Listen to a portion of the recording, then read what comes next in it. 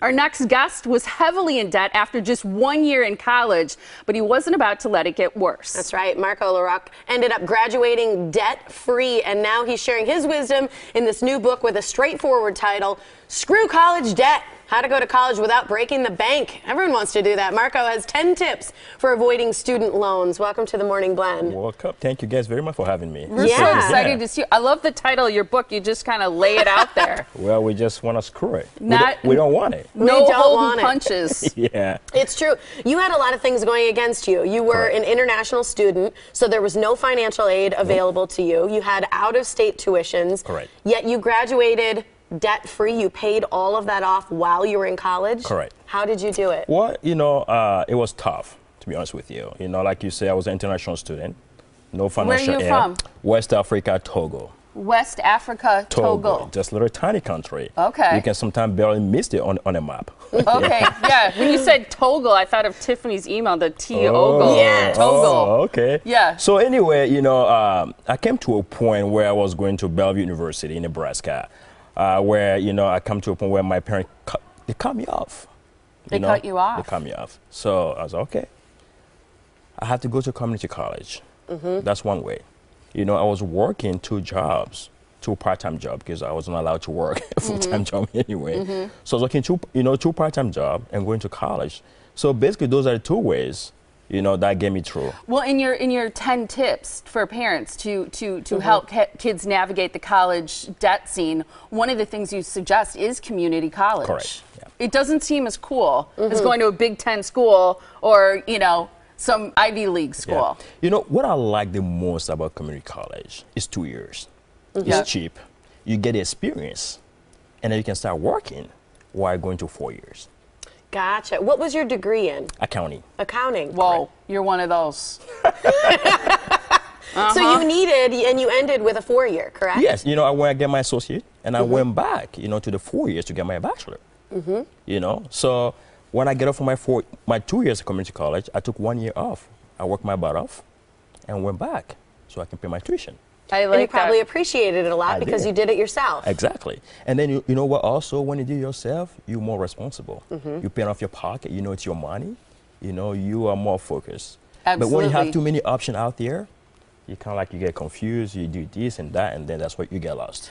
You say that higher education is an investment. How do you see that as being so? Well, it is an investment because we have to think that mind that when you're going to college. First of all, why are you going to college? Why? There's a lot of kids out there don't know why they're going to college. They go in there, they're playing, they're dropping, they're spending all those money, they're wasting money. So first of all, look into it why am I going to college? What I'm going to do with it? How much is going to cost me, not for 1 year, but for 4 years? And then what kind of salary I'm going to get after I get out? Because to me, it does not make sense to get out with the deal $90,000 and make $31,000 a year. Right. There is no way. Screw that. Yeah, right? But that happens to a lot of people because maybe they go to the college, the alma mater of their family. Maybe it's a private college. They take in all this debt because they're middle class, so they take it all on. You say the average debt that a student graduates with is $30,000. Correct. That, I think, it can seem insurmountable to some people, but yet small in the grand scheme of things as well, if you are getting a good job after that.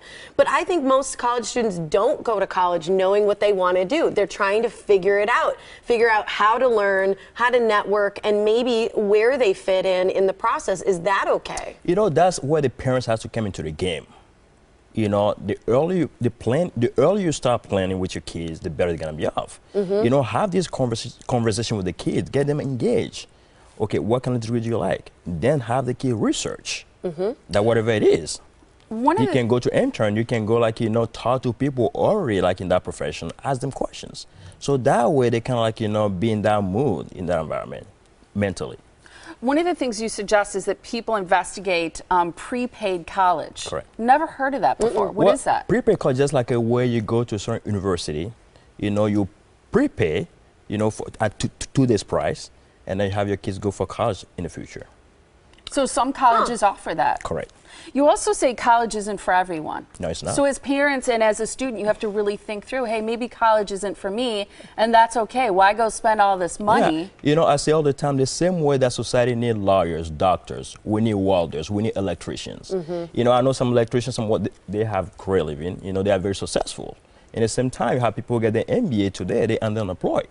So the conversation is, we want to be happy in life. You know, we want to be happy in life. So college is not for everyone. Yeah. And it's true in smaller towns, especially like my hometown, a lot of people didn't go off to college because they did take over the family plumbing business or, you know, things like that. And they've made a phenomenal living, or they're in agriculture. So they took over the family farm, things like that. And some did go off to get a business degree. So maybe they were better at managing the family farm or things like that.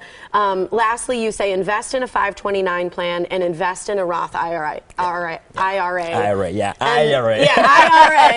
And that's one of those things on the accounting side you say really does help people. Yeah, you know, as a parent, you know, we have a 10-month-old, you know, daughter, you know, almost 12-month-old, you know. So things we did right away when she was born, we opened like a 529 plan. Start investing for that kid education.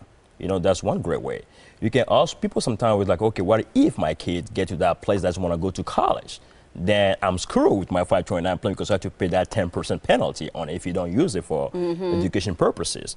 Well, you can transfer that money to the other sibling. That makes sense? Yeah. Perfect. Or, you know, you can open a Roth IRA. You can use it for yourself if your kid doesn't want to go to college. But the bottom line is, as a parent, first, invest in yourself. Mind your retirement account first because you cannot finance retirement. That's right. You know, that is so a great almost point. make sure, like, you know, you take care of yourself first because kids can go for scholarships. They can get grants. They can work while they're in college. So look at those options first. There's tons of scholarships out there for kids to do. The bottom line, to use your word, as a parent, don't screw your own retirement to pay for your kids' college. Exactly. Really good Look advice. out for yourself, Thank too. you so much. MarcoLeRoc.com is the website for Screw College Debt. That's how you can get his book. Thanks for being here, Marco. Thank you for having me. Great to meet you. Thank you.